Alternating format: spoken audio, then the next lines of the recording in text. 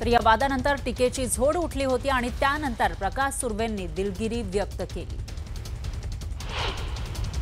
मराठी भाषा ही आमची मातृभाषा आहे, आमची मायमाऊली आहे आणि अनावधानाने माझ्या शब्द गेला असेल तर तुम्ही हात जोडून माफी मागतो।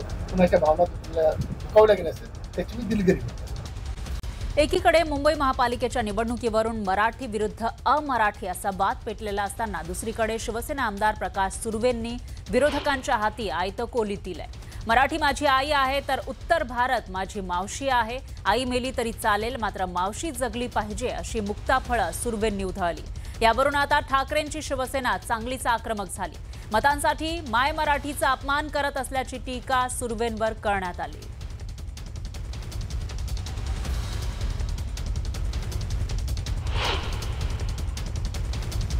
मराठी मेरी मातृभूमि मेरी माँ है तो उत्तर भारत मेरी मौसी है।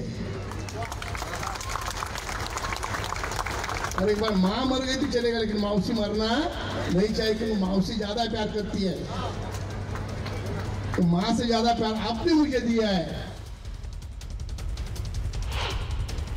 हे त्या पक्षातून येत आहेत ज्या पक्षाची स्थापना मुळात मराठी माणसासाठी झाली, मराठी माणसाच्या न्याय हक्कासाठी, मराठी भाषेसाठी।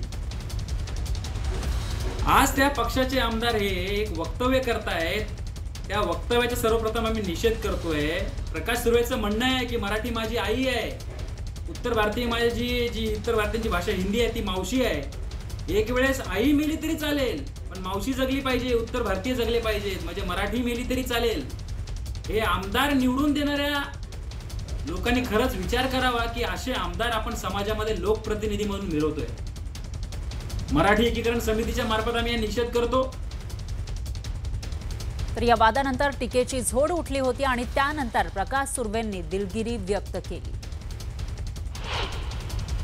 मराठी भाषा ही आमची मातृभाषा आहे, आमची मायमाऊली आहे आणि अनावधानाने माझ्या शब्द गेला असेल तर तुम्ही हात जोडून माफी मागतो।